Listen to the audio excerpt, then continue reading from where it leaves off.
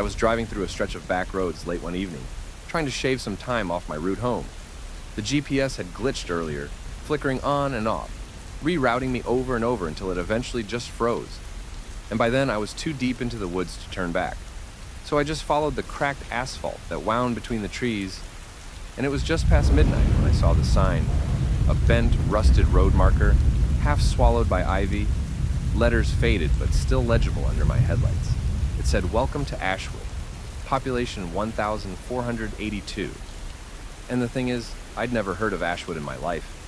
I grew up in this state, I've driven through almost every little podunk town and backroad crossroad there is, but that name meant nothing to me. Still, the gas gauge was edging toward empty, and the idea of finding a station kept me moving forward without questioning it too much. The road curved, and then like a trick of the dark, the town was just there. A main street stretched out before me, lined with old brick buildings, neon signs flickering in the night. But the moment I rolled in, I knew something was wrong.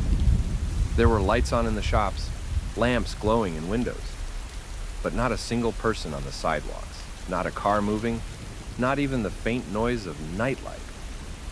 Just silence.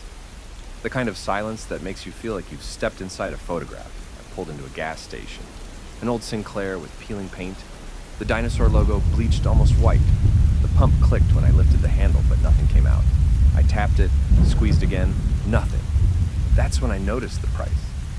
$2 a gallon frozen on the sign, and my stomach sank because it hadn't been that price in years. I went inside, hoping to find someone. The bell above the door rang, but no clerk appeared. The shelves were stocked with dusty cans and faded packaging, brands I didn't recognize.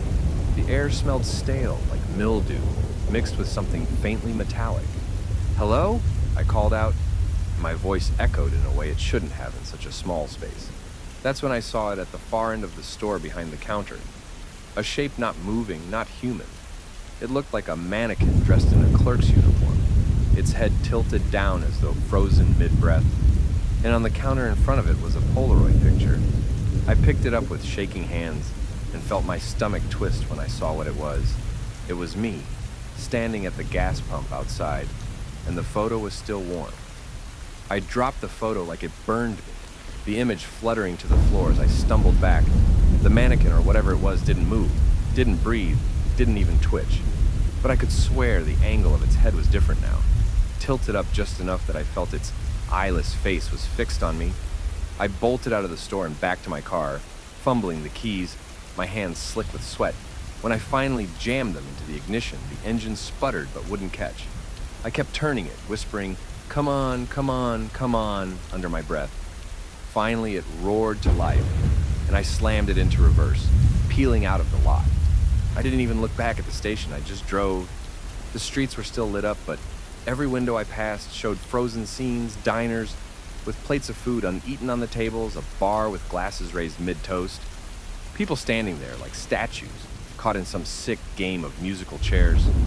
All of them unmoving, but their eyes following me. I swear to God, their eyes turned as I passed, reflecting in the glass like oil. I floored it down Main Street until the pavement crumbled into dirt at the edge of town, the headlights bouncing across trees as I hit the brakes hard. The road just ended in a wall of woods. No continuation, no highway sign, nothing. Just forest swallowing everything. I spun the car around and drove back the way I came. But the strangest thing was, there was no panic in the air. It was almost like the town wanted me to keep circling. The lights steady, the figures frozen, waiting. I pulled over, breathing hard, trying to think. That's when I saw a payphone on the corner, glowing faintly in the dark. The booth looked freshly cleaned, like it was the only real thing in the whole town. I don't know why, but I ran to it, shoved the door closed, and picked up the receiver. There was a dial tone. My hands shook as I punched in my brother's number. It rang once, twice.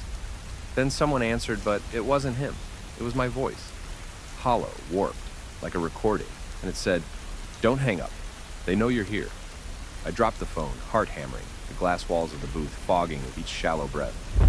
When I looked up, the figures from the diner were no longer inside. The bar was empty. The sidewalks were filling with shapes that hadn't been there before. Dozens of them standing under the street lamps, all turned toward me, motionless, but somehow closer every time I blinked. And in their hands, each of them was holding a Polaroid. Flashes of white catching the light as if they'd all just been taken. I didn't need to see them to know every single one was of me. I slammed the phone booth door open and stumbled out into the street. The air felt thicker now, like I was breathing through gauze. Every shadow stretched too long and clung to the pavement like tar. I ran back to my car, but the doors were already locked, all four of them. The key's still in my pocket, but the locks wouldn't budge. No matter how hard I pulled, I didn't even hear myself scream. I just backed away. The crowd of figures wasn't frozen anymore. They were stepping off the sidewalks, their shoes scraping the asphalt like nails on slate, their heads jerking slightly with each step, none of them blinking, all of them holding those Polaroids out in front of them, shaking slightly in their hands like they'd just developed. I turned and bolted down an alley, my shoes slapping the wet concrete, the smell of damp brick and rust choking my nose. The further I went, the narrower the alley got until the walls brushed my shoulders. I thought it was a dead end, but then the bricks shifted, sliding open like a mouth, and I didn't even hesitate. I ran through, finding myself in what looked like a basement lit by a single swinging bulb. The walls were lined with photographs tacked in uneven rows, thousands of them. All Polaroids, all of me, my face at different angles, some from today, some from years ago. One of me as a child holding my mom's hand outside our old house. One of me asleep in bed last month. One of me opening the fridge in my apartment just 2 nights ago. My skin crawled as I backed into the center of the room, the bulb above buzzing harder, the photographs rustling like they were breathing. I shouted, "Who's doing this?" And the sound didn't echo, it just sank into the walls. That's when the far side of the room rippled, the photographs peeling back to reveal a mirror. But it wasn't me in the reflection. It was me from behind, the back of my head, my shoulders. And as I watched it lifted its hand and waved slowly, my stomach dropped. I turned around, but no one was there. When I looked back at the mirror again, the version of me was walking forward, closer to the glass, smiling with a mouth full of too many teeth. Then the bulb popped, plunging me into dark. I fumbled for my phone, but when the screen lit up, it wasn't my lock screen photo. It was a live feed of the basement itself, the exact room I was standing in. Only now I could see shapes moving along the edges, tall and thin, sliding against the walls with jerky, insect-like motions. Every time I turned my phone to the left or right, the shapes were gone, but in the feed they were still there, closer, closer, until one of them leaned into the glow of the screen, and its face wasn't a face at all. It was a Polaroid held where its head should be. A Polaroid of me, staring back into the phone, eyes wide, mouth open like I was screaming. Though I hadn't yet made a sound, I dropped the phone and ran blindly, hitting the wall, scraping my arms as I felt for another exit, a door, anything. My palms hit cold metal, and I shoved it open, stumbling out into daylight, blinding daylight.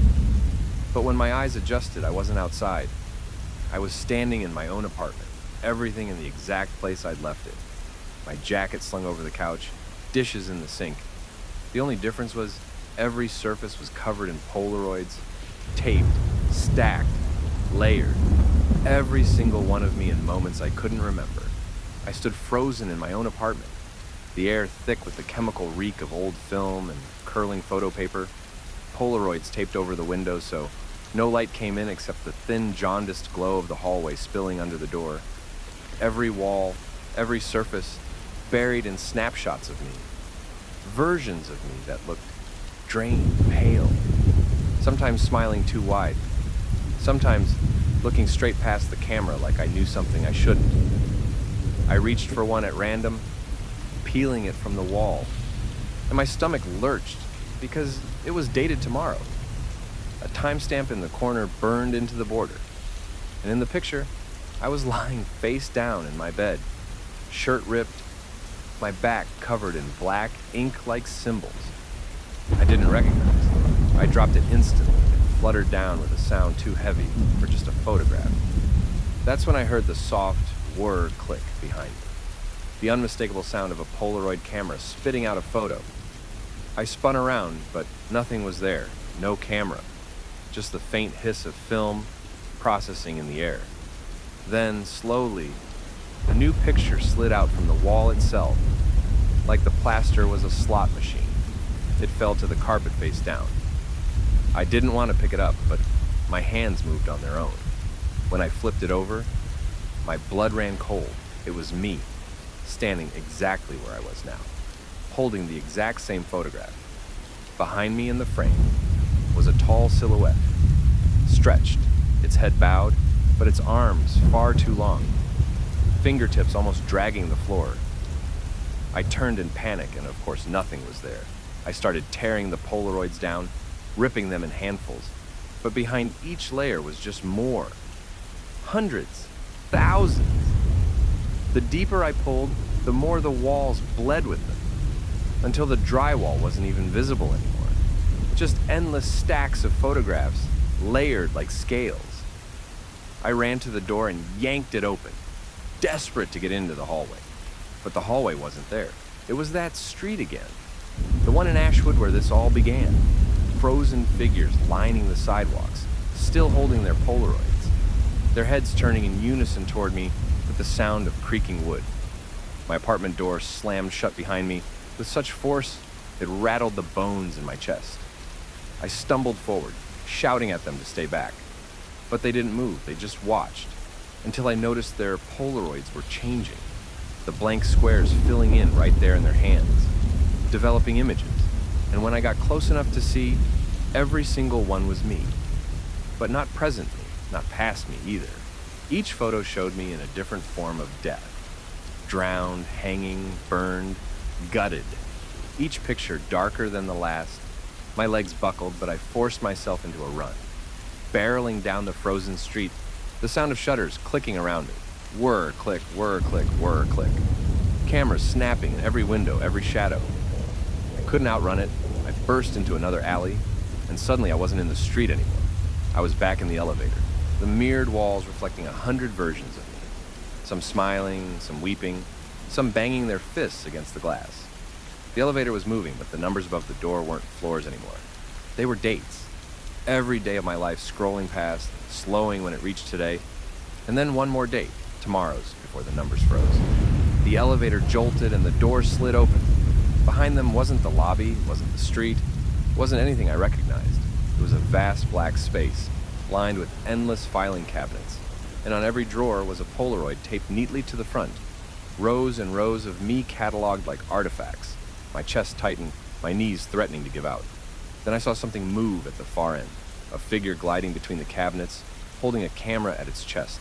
Raising it slowly, the flash fired, and in the instant of blinding white, I realized what was happening. These things weren't following me. They weren't tormenting me randomly. They were archiving me, documenting every second of my existence, preserving every fear, every mistake, every failure, and now they were showing me the end of the collection, my final snapshot. The shutter clicked one last time, and the last thing I saw before the dark swallowed me was the photograph sliding out into its hand, shaking, the image already developing. And the picture was me, right here, right now, telling you this story. If you enjoyed this video, make sure to subscribe for more horror tales.